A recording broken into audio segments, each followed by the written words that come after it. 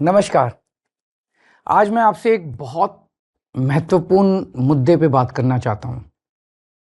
आमतौर पे जब कोई नेता चुनाव के ठीक पहले किसी विषय पे चर्चा करता है या घोषणा करता है तो लोग कहते हैं वोट के लिए कर रहा है।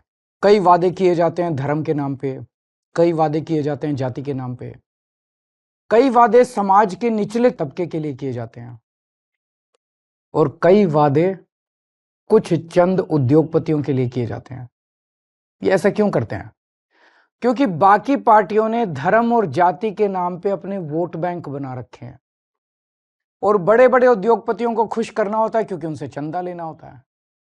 तो ये एक तरह से बड़े उद्योगपति उनके नोट बैंक हैं और बाकी लोग उनके वोट बैंक हैं। इस वोट बैंक और नोट बैंक के बीच में एक बहुत बड़ा ऐसा वर्ग है जो पिस के रह गया है। वो ना इधर का है ना उधर का है और ये वर्ग है भारत का मिडिल क्लास। कोई भी पार्टी आज मिडिल क्लास के हित की बात करने को तैयार नहीं है। ऐसा क्यों है? आजाद भारत के 75 वर्ष में एक के बाद दूसरी पार्टी आई, एक सरकार के बाद दूसरी सरकार आई और इन सब लोगों ने मिडिल क्लास को दबा के, डरा के, निचोड़ के रखा हुआ है। मिडिल क्लास और सरकार का एक बड़ा अजीब रिश्ता है। मिडिल क्लास के लिए ये लोग कुछ करते तो नहीं है, लेकिन जब जब सरकार को इनकी जरूरत पड़ती है तब तब मिडिल क्लास के ऊपर सरकार हथियार चला देती है, चाकू चला देती है। और ये हथियार है टैक्स। लाखों करोड़ों की संख्या में मिडिल क्लास टैक्स भर भर के देता है देश चलाने के लिए, लेकिन बदले में मिडिल क्लास को क्या मिलता है? कुछ नहीं। भारत का मिडिल क्लास सरकार का सिर्फ और सिर्फ एक एटीएम बन के रह गया है। सच बात तो यह है, the Indian middle class is victim of tax terrorism. आखिर ये मिडिल क्लास कौन है? टीचर हैं, डॉक्टर हैं, आईटी प्रोफेशनल्स हैं, इंजीनियर्स हैं, अकाउंटेंट हैं, बैंकर हैं, दुकानदार हैं, लॉयर्स हैं। इन जैसे हजारों सामान्य लोग जो मिलके हमारा देश चलाते हैं, ये मिडिल क्लास है। और इन सब के मतलब मिडिल क्लास के क्या सपने होते हैं? उनके कोई बहुत बड़े सपने नहीं है। वो अपने लिए एक अच्छी नौकरी या बिजनेस चाहते हैं, एक अपना घर चाहते हैं, बच्चों के लिए अच्छी शिक्षा चाहते हैं। ये सब चाहते हैं कि उनका परिवार हमेशा स्वस्थ रहे, सुरक्षित रहे। इन सब को पूरा करने के लिए एक आम आदमी, एक मिडिल क्लास का आदमी अपनी पूरी जिंदगी दिन रात मेहनत करता है और बस यही उम्मीद करता है कि उसे सरकार से कुछ थोड़ी सी मदद मिल जाए। लेकिन सच क्या है? आज अधिकतर सरकारें ना उनके लिए अच्छे स्कूल बना रही हैं, ना उनके लिए अच्छे अस्पताल बना रही है, ना उनको रोजगार दे पा रही है और ना उन्हें सुरक्षा दे पा रही है, ना क्राइम को कंट्रोल कर पा रही है। सच्चाई है कि इस वर्ग को सबसे ज्यादा हमारे देश में परेशान किया जाता है और कोई देश नहीं है जहां मिडिल क्लास को इतना परेशान किया जाता हो। आपको पता है, अगर एक मिडिल क्लास परिवार साल में 10-12 लाख रुपए कमाता है तो income tax, GST, toll tax, education cess, sales tax, property tax, corporate tax, service tax, registration tax, capital gain tax वगैरह वगैरह वगैरह, ये सारे टैक्स मिला के एक मिडिल क्लास की 50% से ज्यादा आमदनी केवल और केवल सरकार को टैक्स देने में चली जाती है। अब तो दूध पे भी टैक्स लगता है, दही पे भी टैक्स लगता है, पॉपकॉर्न पे भी टैक्स लगता है, यहां तक कि पूजा के सामान पे भी टैक्स भरना पड़ता है। घर लेना हो तो टैक्स, घर बेचना हो तो टैक्स, गाड़ी खरीदो तो टैक्स, गाड़ी बेचो तो टैक्स, बच्चों को अच्छी शिक्षा देनी हो तो पहले प्राइवेट स्कूल की महंगी फीस की मार और उसके ऊपर अच्छे कॉलेज भेजने के लिए एजुकेशन लोग और उसकी ईएमआई पे डबल मार। जीते जी टैक्स तो देना ही पड़ता है, लेकिन अब तो सरकार ने ऐसी हालत कर दी है कि मरने के बाद भी टैक्स देना पड़ता है। और इस टैक्स टेररिज्म के बीच मजाल की वो अपने सपने पूरे करने की कोशिश करे। सच्चाई ये है कि आज एक यंग मिडिल क्लास कपल, शादीशुदा कपल, उसके लिए फैमिली प्लानिंग एक फाइनेंशियल डिसीजन बन गया है। जब वो बच्चा पैदा करते हैं तो पहले सोचते हैं, उनके मन में सब, क्या हम इस बच्चे की परवरिश अफोर्ड कर पाएंगे? कहां पहुंच गया हमारा समाज? यही सब परेशानियों की वजह से बहुत से लोग देश छोड़ के जा रहे हैं। 2020 में 85,000 भारतीय देश छोड़ के विदेश चले गए और 3 साल बाद 2023 का आंकड़ा दिखाता है कि 3 गुना यानी कि 2,16,219 लोग देश छोड़ के चले गए। ये हमारे ही देश के लिए बहुत बड़ा नुकसान और दुख की बात है, क्योंकि ये युवा जो हमारे देश का भविष्य बन सकता था, आज किसी और देश का भविष्य बन रहा है। अब ये समस्या है, लेकिन इसका समाधान क्या है?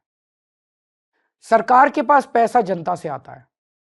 अब इस पैसे को खर्च करने के दो ही तरीके हैं। या तो सरकार इस पैसे को जनता की भलाई पे खर्च करे, शिक्षा पे, स्वास्थ्य पे, ऐसी बेहद जरूरी बुनियादी सुविधाएं बेहतर करे, लोगों का जीवन बेहतर करे। और या फिर दूसरा तरीका है कि अपने उद्योगपति दोस्तों को कर्ज दे दे और थोड़े दिन में वो कर्ज माफ कर दे, जनता के पैसे डुबो दे। हमारी दिल्ली सरकार ने पहला तरीका चुना। हम जनता के पैसे जनता पे खर्च करते हैं।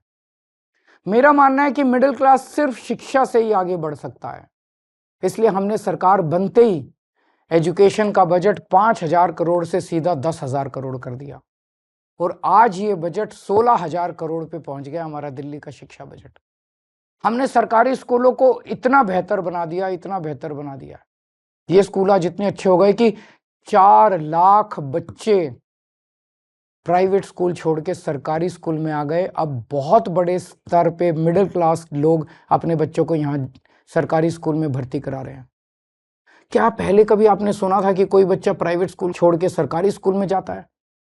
और इतना ही नहीं, हमने प्राइवेट स्कूलों को फीस बढ़ाने पे कैप लगा दी और हजारों बच्चों को उनकी सालों पुरानी फीस रिफंड करवाई है दिल्ली के अंदर।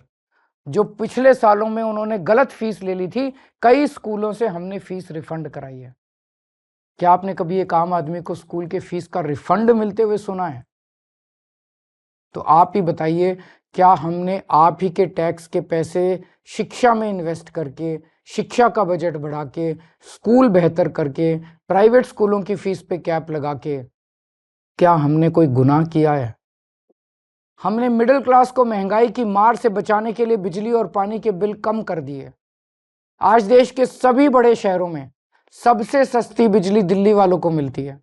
और इतना ही नहीं, हमने आपके टैक्स का पैसा इंफ्रास्ट्रक्चर में इन्वेस्ट करके पूरी दिल्ली में बिजली की सप्लाई 24 घंटे कर दी, जबकि 10 साल पहले दिल्ली में 8 से 10-10 घंटे के पावर कट लगते थे। ये करके मिडिल क्लास को अगर हमने थोड़ी सी राहत पहुंचाई है, तो क्या हमने कोई गुनाह किया है? हमने सरकारी अस्पताल बेहतर बनाए। सरकारी अस्पताल से रेफर होकर प्राइवेट अस्पताल जाने वालों की सारी सर्जरी फ्री कर दी। आपको जान के ताज्जुब होगा कि हमारे मोहल्ला क्लिनिक की सबसे ज्यादा डिमांड दिल्ली के मिडिल क्लास इलाकों से आती है। तो क्या आपके टैक्स के पैसों से अच्छे अस्पताल और अच्छे मोहल्ला क्लिनिक बना के एक आम आदमी को अच्छा इलाज करके हमने कोई गुनाह किया है क्या? अब इस मिडिल क्लास के अंदर भी एक वर्ग है जिनके बारे में सरकार ने कभी नहीं सोचा। वो है हमारे सीनियर सिटीजन। सीनियर सिटीजन्स ने, हमारे बुजुर्गों ने पूरी जिंदगी ईमानदारी से टैक्स भरा। मोटे मोटे तौर पे देखें तो एक एवरेज मिडिल क्लास का आदमी रिटायर होते होते कम से कम अपनी पूरी जिंदगी में 1 से 1.5 करोड़ रुपए का टैक्स तो दे ही देता है। इसके बदले में उसको क्या मिलता है? भगवान ना करे उसको कोई बड़ी बीमारी हो जाए, ना उसको इंश्योरेंस कंपनी कुछ देती, ना सरकार उसका हाथ पकड़ती। इसलिए आने वाले चुनाव के बाद हम दिल्ली में संजीवनी योजना लागू कर रहे हैं। इस योजना के तहत 60 साल से ऊपर के सभी सीनियर सिटीजन्स को सरकारी और प्राइवेट अस्पताल में बिल्कुल फ्री इलाज मिलेगा। तो आप बताइए, अगर आपके टैक्स के पैसे से आपके घर के बुजुर्गों को ही नहीं, पूरी दिल्ली के हर बुजुर्ग को अच्छा इलाज मिल जाए, तो क्या हमने कोई गुनाह किया है क्या? कभी सोचा आपने? जब यही चीज दूसरे देशों की सरकारें करती है तो हम वाह वाह करते हैं। यूरोप, लंदन, पेरिस, वो लोग करते हैं तो हम वाह वाह करते हैं, लेकिन हमारे देश में हम सब इसके खिलाफ बोलते हैं। ऐसा क्यों होता है? इसका कारण है कि सरकार ने मिडिल क्लास को एक तरह से मानसिक गुलाम बना दिया है। जब आपका ही टैक्स में दिया हुआ पैसा आपके ऊपर खर्च होता है या समाज पे खर्च होता है तो उसको फ्री की रेवड़ी कह के आपका अपमान किया जाता है। हाँ, ये बात तो सच है कि आपके पैसों से बहुत सारे गरीबों को भी बिजली पानी मुफ्त मिलती है, बस ट्रैवल मुफ्त मिलता है। आप सोचते होंगे मेरे पैसे से किसी और पे ये क्यों लगाया जा रहा है, लेकिन आज मैं आपसे कहना चाहता हूं इसका जवाब मुझसे बेहतर आपके माता पिता देंगे। आज हमारे जो छोटे छोटे शहरों में मिडिल क्लास है ना, इनमें से 99% के माता पिता गरीब थे। उन्होंने अपने खून पसीने की कमाई से गरीबी से मिडिल क्लास तक पहुंचने का सफर तय किया है। उनसे पूछ के देखना, उनको सरकार अगर थोड़ी सी मदद दे देती, उनको सरकार से थोड़ी मदद मिल जाती, थोड़ी सहूलियत मिल जाती, तो उन बचाए हुए पैसों को जोड़ के वो क्या क्या कर सकते थे। मुझे यकीन है कि उनका जवाब ये होता कि वो पैसा वो अपने बच्चों के भविष्य के लिए संवारते, यानी आपकी जिंदगी बेहतर करने में लगाते आपके माता पिता। इसी तरह जब जनता का पैसा जनता पे खर्च होता है तभी देश का निर्माण होता है। लेकिन ताज्जुब की बात यह है कि करोड़ों की तनख्वाह पाने वाले, लाखों की गाड़ियों में घूमने वाले, महंगे महंगे सूट पहनने वाले पत्रकार एयर कंडीशन स्टूडियो में बैठ के मिडिल क्लास को मिलने वाली छोटी छोटी राहतों पे सवाल उठाते हैं। बड़े बड़े सरकारी कोठियों में रहने वाले नेताओं को आप ही के पैसों से फ्री बिजली मिलती है, आप ही के पैसे से फ्री पानी मिलता है, आप ही के पैसे से ऐशो आराम की सारी सुविधाएं मिलती है, तब उसे फ्री की रेवड़ी नहीं कहते। हमने दिल्ली में मिडिल क्लास को राहत देने की पूरी कोशिश की और आगे भी हम करते रहेंगे। मिडिल क्लास को ऊपर पहुंचाने में कोई कसर नहीं छोड़ेंगे, उनको राहत देने में कोई कसर नहीं छोड़ेंगे। और आज हम केंद्र सरकार से भी ये अपील करते हैं कि हमारे देश के असली सुपर पावर भारत के मिडिल क्लास को पहचाने। आज मैं ये ऐलान करता हूं कि मैं और आम आदमी पार्टी सड़क से लेकर संसद तक मिडिल क्लास की आवाज बनेंगे, उनकी आवाज उठाएंगे, उनके मुद्दों को उठाएंगे। आज से 2 हफ्ते के बाद देश का अगला बजट आने वाला है। इस लोकसभा के सत्र में आम आदमी पार्टी के सांसद मिडिल क्लास के मुद्दे संसद में उठाएंगे। मिडिल क्लास की आवाज की गूंज अब संसद में सुनी जाएगी। हम ये मांग करते हैं कि देश का अगला बजट मिडिल क्लास को समर्पित हो। आज मैं केंद्र सरकार से 7 डिमांड कर रहा हूं, 7 पॉइंट डिमांड्स मिडिल क्लास की तरफ से। पहला, शिक्षा का बजट 2% से बढ़ा के 10% किया जाए, प्राइवेट स्कूलों की फीस पे लगाम लगाई जाए पूरे देश में। दूसरा, उच्च शिक्षा के लिए, हायर एजुकेशन के लिए सब्सिडी और स्कॉलरशिप्स दी जाएं। तीसरा, हेल्थ का बजट भी बढ़ा के 10% किया जाए और हेल्थ इंश्योरेंस से टैक्स हटाया जाए। चौथा, इनकम टैक्स की छूट की सीमा को 7 लाख से बढ़ा के कम से कम 10 लाख किया जाए। पांचवा, एसेंशियल कमोडिटीज के ऊपर, आवश्यक वस्तुओं के ऊपर से जीएसटी खत्म किया जाए।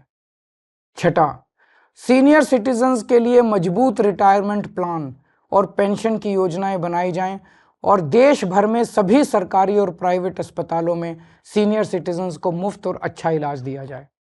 और सातवां, बुजुर्गों को पहले रेलवे में 50% कंसेशन मिलता था जो बंद कर दिया गया, उसे दोबारा चालू किया जाए।